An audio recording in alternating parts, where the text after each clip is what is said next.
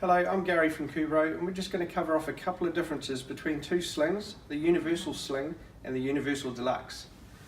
With the universal sling, it's very much a shape that most are familiar with the very long leg paddles, which come through the leg and then pull up from the inside.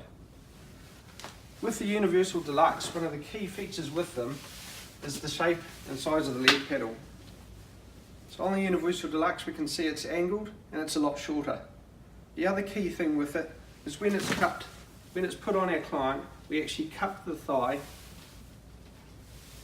like this, creating a lot more softer and easier lift. Lifting from the outside, reducing a lot of that pulling, squeezing or pinching through the groin area.